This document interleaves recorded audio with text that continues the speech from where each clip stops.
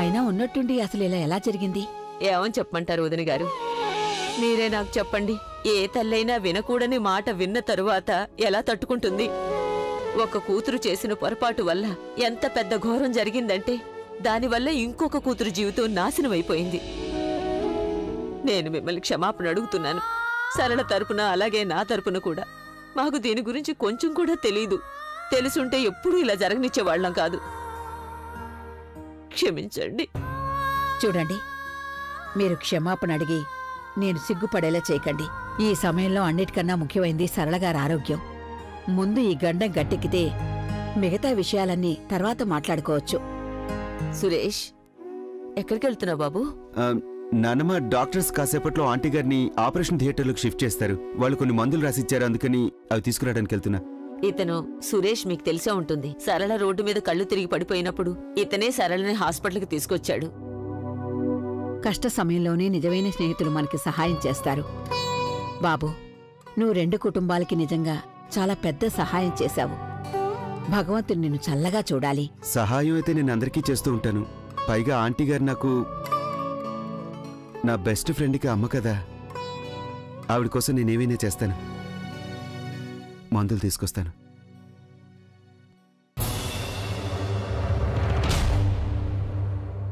తను what's wrong with you now? ఇప్పుడు ఎందుకు ఇంత టెన్షన్ పడుతున్నావు? మరి నేను ఇంకేం చేయాలి? ఏమీ సరిగ్గా లేదు. అండ్ ఐ థింక్ ఇప్పుడు నువ్వు కూడా టెన్షన్ పడాల్సిందే. అతి కష్టం మీద తన్ని బయటికి పంపించేశాం. అభి ఇక తన మొహం కూడా చూడ్డానుకున్నాను. ఆ కళ్ళచోడు మీద జాలి చూపించడానికి మళ్ళీ వెళ్లాల్సి వచ్చింది. అంత తలకిందులవుతుంది ఆలియా. జస్ట్ హోల్డ్ ఆన్ తను. నీ ఆలోచనలకి కాస్త బ్రేకులు వే. Just SIT down. అన్నయ్య ఏదైనా డెసిషన్ తీసుకున్నాడంటే దానికి కట్టుబడి ఉంటాడని నీకు తెలుసు కదా. Then why are you thinking so much? నాకు తెలియదు, కానీ ఎందుకు నాకు చాలా నర్వస్ గా ఉంది. ఏ అన్నయ్య మీద నీకు నమ్మకం లేదా? I trust him. నాకు అభి మీద నమ్మకం ఉంది, కానీ ఆ కళ్ళజోడు మీద నమ్మకం లేదు. తను ఇక్కడ లేదు. అక్కడుండి ఏం చేస్తుందో తెలియడం లేదు. తన్ని తక్కువ అంచనా వేయలేం కదా. ఒకవేళ అభి తనని నాకు అసలు ఏం అర్థం కావడం లేదు. ఏం తోచడం లేదు. అంతా బానే ఉంది. మన ప్లాన్ ప్రకారమే జరుగుతుంది తను. And the credit goes to you sweet heart. నువ్వు వాళ్ళమ్మ ఫోన్ చేసినప్పుడు లిఫ్ట్ చేసా చూడు. అప్పుడు నువ్వు తనకి నిజం చెప్పావుగా. అప్పుడే ఈ పరిస్థితి ఇలా మారిపోయింది. అందుకే ఈసారి ఆ కళ్ళజోడు ఏమీ చేయలేదు. ఏమైనా చెయ్యాలన్న ఆలోచన కూడా ఇక తనకి రాకపోవచ్చు. ఒకవేళ తను అలాంటిది ఏదైనా చేసినా చేయాలని ఆలోచించినా వాళ్ళమ్మకి ఈసారి హార్ట్ స్ట్రోక్ కాదు, డెత్ స్ట్రోక్ వస్తుందని తనకి బాగా తెలుసు. So you just relax.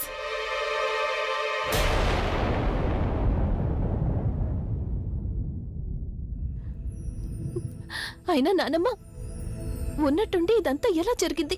Alia పెళ్లికి కూడా అమ్మ బానే ఉంది కదా. ఆ రోజు అక్కడ పెళ్లిలో జరిగిన దాని గురించి కంగారు పడింది, కానీ ఆ తర్వాత నేను మాట్లాడాను. అంత కంగారైతే లేదు కదా తనకి. Heart attack. సరిగ్గానే చెప్పావమ్మా. పెళ్లిలో జరిగిన దానికి తను టెన్షన్ గానే ఉంది, కానీ తరువాత తర్వాత ఏం జరిగింది నానమ్మ? అసలు ఇదంతా నా తప్పే ప్రజ్ఞ. నేనే తనకి చెప్పాను నువ్వు ఫోన్ చెయ్యి అని. ఎవరికి ఫోన్ చేయమని? నీకే చేయమన్నానమ్మా. నువ్వు తనని అభితో మాట్లాడించలేదు కదా. తను చాలా కంగారు పడిపోయింది. నేనే తనకి చెప్పాను నువ్వే మళ్ళీ ఫోన్ చేసి చూడని. అప్పుడు తను ఫోన్ తీసి మాట్లాడింది. నన్నమ్మ తను అమ్మతో ఏం చెప్పింది? ఏమో, తను ఏదేదో వాగింది.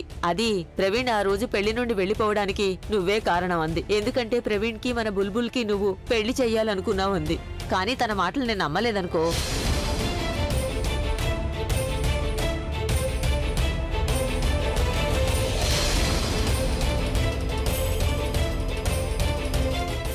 మీరు కంగారు పడకండి నానమ్మ, అంత మంచి జరుగుతుంది.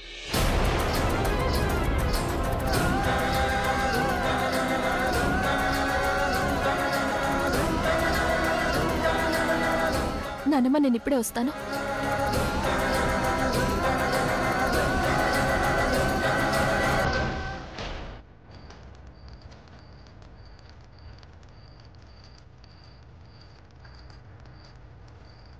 లేదు ప్రవీణ్, నువ్వింత తొందరగా ఓటమిని అంగీకరించకూడదు. నువ్వు తన కోపాన్ని ప్రేమగా మార్చి తీరాల్సిందే.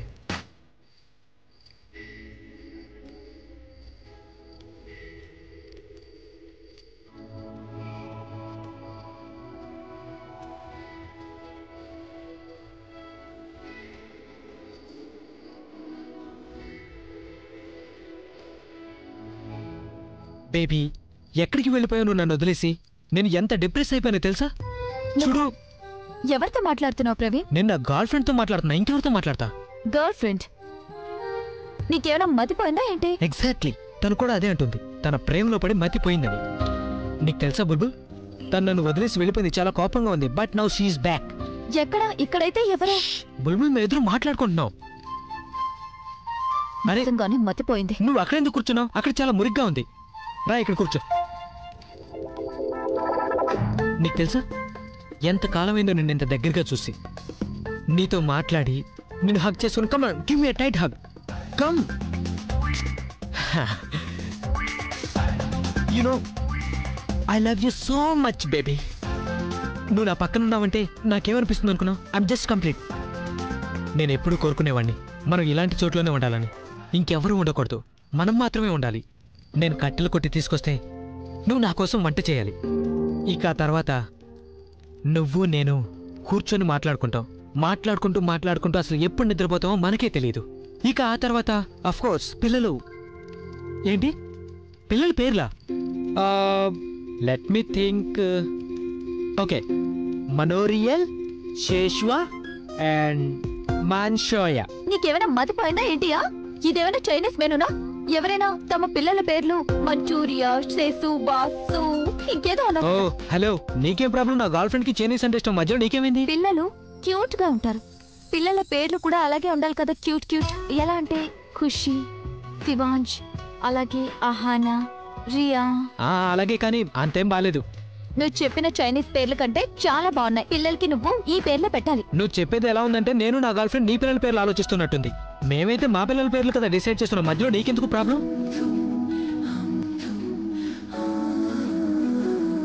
ఎంతైనా ట్రై చేయి బుల్బుల్, నువ్వు నీ ప్రేమని మాత్రం అణుచుకోలేవు. ఎంత దూరం వెళ్ళాలనుకుంటే నాకు అంత దగ్గరగా వస్తావు.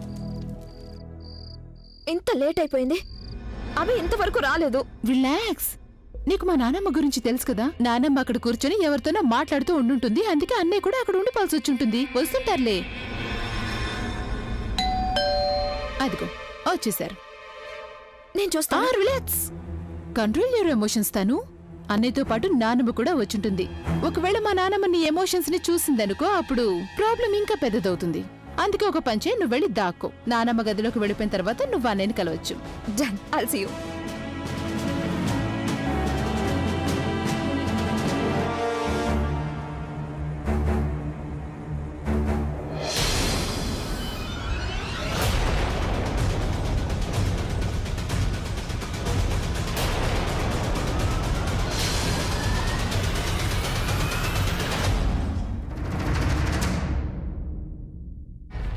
నువ్వా?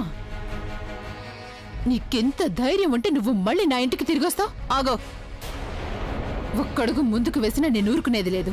నీకోసం ఈ ఇంట్లో ఎవ్వరూ లేరు. నేను ఇక్కడికి ఎవరి కోసమూ రాలేదు. ఒక పని సగంలోనే ఆగిపోయింది, దాన్ని పూర్తి చేయాలని వచ్చాను.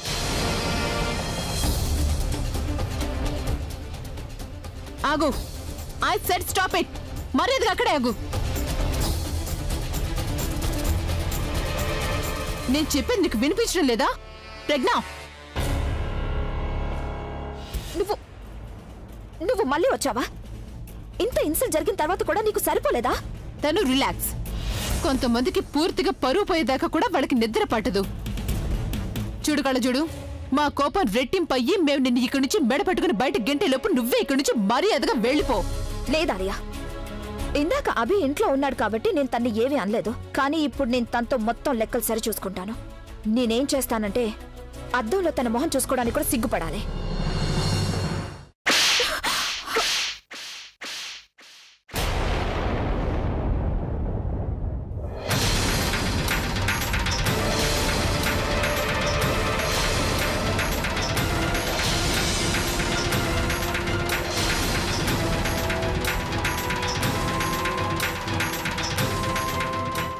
నీకెంత ధైర్యం అంటే నువ్వు తను మధ్యలో మాట్లాడొద్దు. అదే నీకు మంచిది ఆలియా. ఇక నువ్వు నాకు సిగ్గు గురించి లెక్చర్ ఇస్తున్నావా? నీకు అసలు సిగ్గుందా? కనీసం కొంచెమైనా మానవత్వం ఉందా? లేదు. ఒకవేళ నీకుండుంటే ఒక తల్లితో నువ్వు ఈ విధంగా మాట్లాడుండవు. నువ్వేమనుకున్నావు? నేనేమి చెయ్యలేని బలహీనురాల్ని అనా? నేనేం మాట్లాడడం లేదు అంటే మాట్లాడడం రాదు అనుకున్నావా? వచ్చు, మాట్లాడడం వచ్చు, చాలా బాగా మాట్లాడగలను. కానీ నేనేమి మాట్లాడడం లేదు, ఎందుకంటే దిగజారిన మనుషులతో నేను మాట్లాడను. నీతో వాదించి నీలాగా మారాలనుకోవడం లేదు. నేను నీలాగా ఎప్పటికీ ప్రవర్తించలేను, ఎందుకంటే మా అమ్మ నాకు ఎంతో సంస్కారం నేర్పించింది. కోపానికి బదులు కోపం, ద్వేషానికి బదులు ద్వేషం ఎప్పటికీ చూపించకూడదు అంది. కానీ అలాంటి అమ్మతో నువ్వు, నీ కోపం నా మీద కాబట్టి నువ్వు నా మీద పగ తీర్చుకోవాలి. మధ్యలో మా అమ్మని ఎందుకు తీసుకొచ్చావు? నీకు తెలుసా, నేను మా అమ్మని ఏ పరిస్థితుల్లో చూడకూడదు అనుకున్నాను, ఇప్పుడు ఆ పరిస్థితుల్లోనే చూశాను. నా కంట్లో నుండి ఒక్క కన్నీటి చుక్క వచ్చినా మా అమ్మ నన్ను వెంటనే దగ్గరకు తీసుకొని నా కన్నీళ్లు తుడిచేది. ఈరోజు నేను ఎంతో ఏడ్చాను, కానీ మా అమ్మ నాతో ఏమీ మాట్లాడలేదు. తను కళ్ళు కూడా తెరిచి చూడలేదు. అయినా నీకివన్నీ ఎలా అర్థమవుతాయి? నువ్వు అసలు మనిషినే అర్థం చేసుకోలేనప్పుడు వాళ్ళ బంధాలను ఎలా అర్థం చేసుకోగలవు? నువ్వు ఎవరి ప్రేమనైనా మనస్ఫూర్తిగా అర్థం చేసుకుంటే అప్పుడు ఎదుటి వాళ్ళ ప్రేమ నీకు అర్థమవుతుంది. అందరికీ నిజం చెప్పాలని చాలా ఆశపడ్డావు కదా. ఇప్పుడు నువ్వొక నిజం తెలుసుకో. నేను ఇంటి నుండి వెళ్లేటప్పుడు చెప్పాను, ఈ ఇంటి నుండి వెళ్లిపోతున్నాను గాని ఇంటి బంధాల్ని తెంచుకొని కాదు అని. అందుకే నాకు నా ఇంటికి రావడానికి ఎప్పుడూ ఆలోచించాల్సిన అవసరం ఉండదు. కానీ నువ్వు సిగ్గు లేకుండా ఎవరింటికో ఎలా రాగలుగుతున్నావు? నువ్వు అసలు నువ్వు నాకు తెలుసు, నీకు ఆయనతో సంబంధం ఉండొచ్చు, కానీ ఇప్పుడు ఆయన నా భర్త.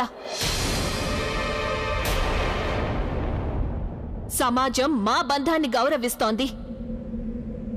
నీకు ఆయనతో ఏ బంధం ఉందో దాన్ని సమాజం అక్రమ సంబంధం అంటుంది.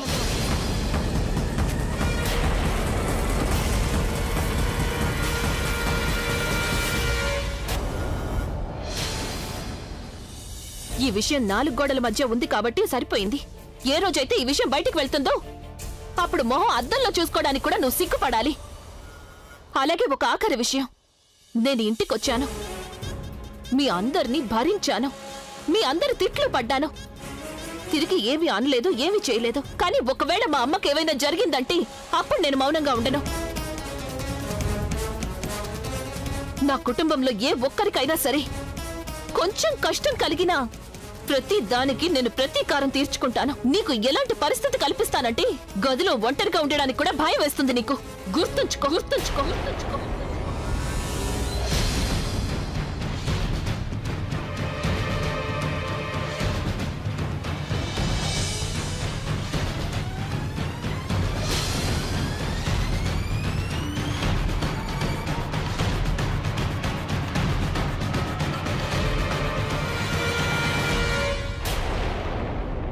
అరే అరే అరే, ఏంటి ఏవో అరుపులు వినిపించాయి ఇక్కడ? ఏమైంది? ఏం లేదు వైశాలి వదినా. అదేంటి నువ్వేమీ లేదంటున్నావు? నాకు వినిపించింది ప్రజ్ఞ మీ ఇద్దరిని ఏదో తిట్టి వెళ్ళింది, కానీ అదేంటో నాకు సరిగా వినిపించలేదు. పైగా తను ఇంత రాత్రిపూట ఒంటరిగా ఎక్కడికి వెళ్ళింది? అర్ధరాత్రి పూట నువ్వు మా బుర్రలు పాడు చేయొద్దు, నీ నిద్ర పాడు చేసుకోవద్దు. నువ్వు వెళ్ళి నిద్రపో. ఎలా నిద్రపోను? నాకు ఇప్పుడు నిద్ర మొత్తం పోయిందిగా.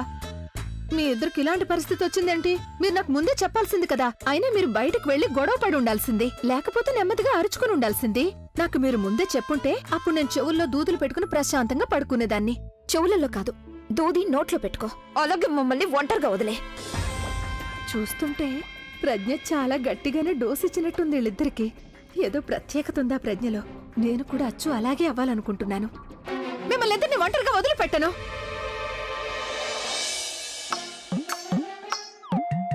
అంటే నా ఉద్దేశం, మీరిద్దరేదో సమస్యలో ఉన్నారు కదా, కంగారుగా కనిపిస్తున్నారు. మరి నేను మీ ఇద్దరిని ఇలా ఎలా వదిలేసి వెళ్ళిపోగలను? అర్జెంటుగా ప్రాబ్లం తెలుసుకోవాలి కదా నువ్వు. మా ఇద్దరి ప్రాబ్లం ఏంటో తెలుసా? అది నువ్వే. ఒకవేళ ఇక్కడి నుంచి నువ్వు వెళ్ళిపోయావనుకో ఆటోమేటిక్ గా ప్రాబ్లం సాల్వ్ అయిపోతుంది. దయచేసి ప్లీజ్ ఇక్కడి నుంచి వెళ్ళిపో. అలాగేలే, వెళ్ళిపోతాను.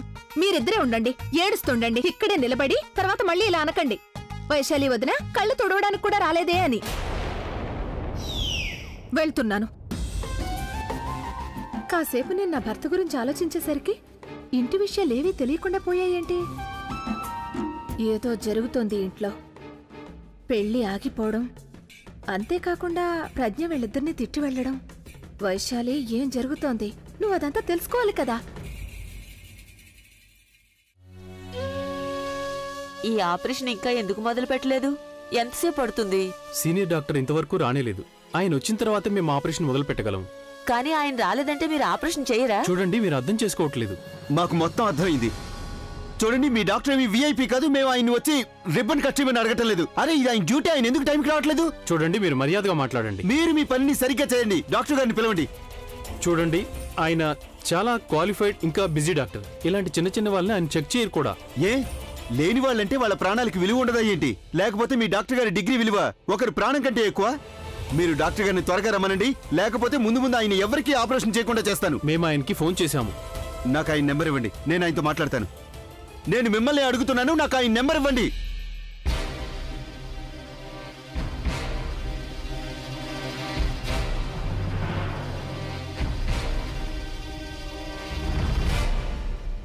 నానమ్మ ఆయన ఫోన్ ఎత్తటం లేదు, కానీ మీరేం కంగారు పడకండి.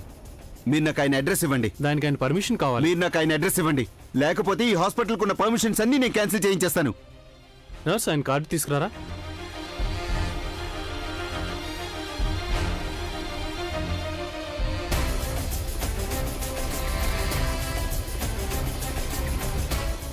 నానమ్మ మీరేం టెన్షన్ పడకండి. ఈ డాక్టర్ ఎక్కడున్నా ఏ పరిస్థితుల్లో ఉన్నా సరే నేను ఆయన్ని తీసుకొస్తాను.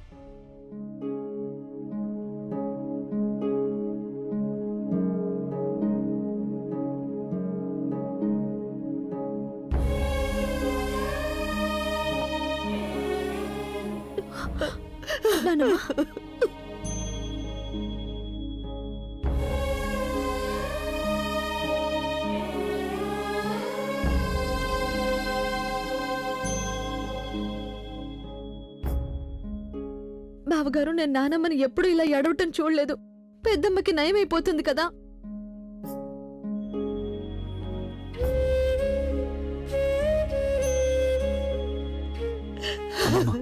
అమ్మమ్మ,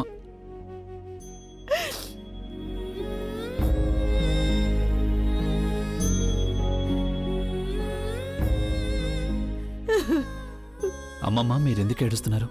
నేనున్నాను కదా. నేను అలా ఆంటీ గారికి ఏమీ కానివ్వను. మీరు నా రాక్ స్టార్ అమ్మమ్మ కదా. అందుకే ప్లీజ్ ఏడవకండి. మీరు ఏడుస్తుంటే చూడడానికి బాగాలేదు. అంతా నేను చూసుకుంటాను కదా.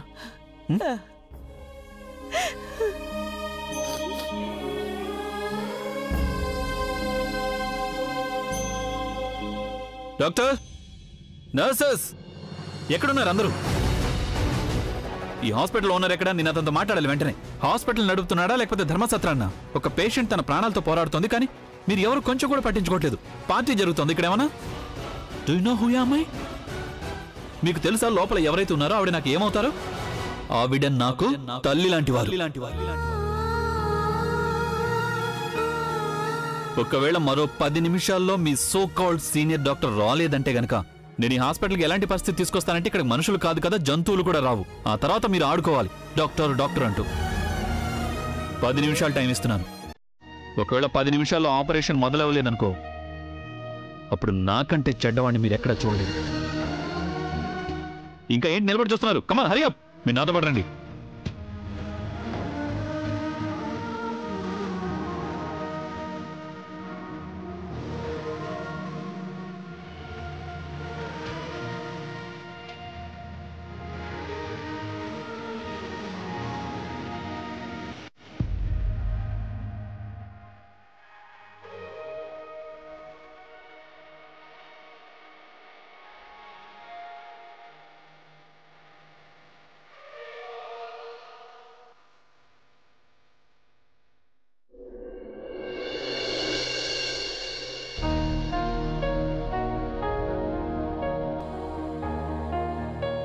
ప్రజ్ఞ, నేనెప్పుడూ సరళకు కొడుకుంటే బావుండేదని అనుకుంటుండేదాన్ని. కాని ఈరోజు ఆ లోటు తీరిపోయిందనిపిస్తోంది. మిస్టర్ అబి, ఐఎమ్ సారీ, కొంచెం నాకు ఆలస్యం అయిపోయింది. కానీ కంగారు పడకుండా నేను వచ్చాను. నేను వెంటనే ఆపరేషన్ మొదలు పెడతాను. డోంట్ వరీ, మీ అమ్మగారికి ఏమీ కాదు. రిలాక్స్.